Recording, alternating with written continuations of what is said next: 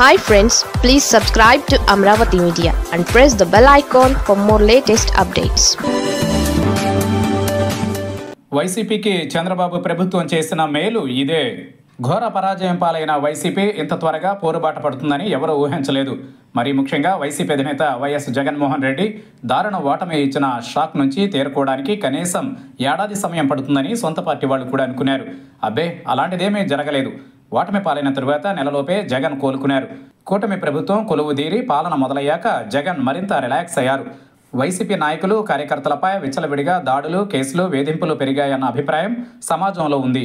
వైసీపీని కూటమి ప్రభుత్వం భయపెట్టి ఊళ్ళు వదిలేలా చేయాలని అనుకుంది. అయితే అది కాస్త శృతిమించడంతో భయం పోయి తెగింపు వచ్చేసింది. కూటమి సర్కార్ అనుకున్నదొకటైతే అందుకు విరుద్ధమైన పరిస్థితి నెలకొంది. ఇంతకంటే ఏమవుతుందిలే అనే ధైర్యం వైసీపీ శ్రేణుల్లో కనిపిస్తోంది. దీంతో కూటమి సర్కార్ 6 నెలలకే ప్రజా వ్యతిరేక విధానాలకు పాల్పడుతోందని, వాటిని నిరసిస్తూ పోరుబాట పట్టాలని జగన్ పిలుపునిచ్చారు. కేవలం 6 నెలల ప్రభుత్వ పాలనపై ఆందోళనలు అంటే తొందరపాటే అనే భావన ఉన్నప్పటికీ వైసీపీ నిర్వహించిన కార్యక్రమాలకు మంచి స్పందన రావడం విశేషం. ఈ నెల 13న రైతు పోరుబాట, 27న విద్యుత్ సర్దుబాటు ఛార్జీల పెంపును నిరసిస్తూ చేపట్టిన ఆందోళన కార్యక్రమాలలో వైసీపీ శ్రేణులు భారీగా పాల్గొన్నాయి. వైసీపీ నాయకత్వం కూడా ఇంత మంచి స్పందన వస్తుందని ఊహించలేదు.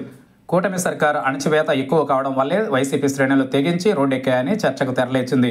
వైసీపీ శ్రేణులు ఇంత తక్కువ సమయంలో భారీగా రోడ్డెక్కడం కూటమికి ఆందోళన కలిగిస్తోందనే అభిప్రాయం వ్యక్తమవుతోంది.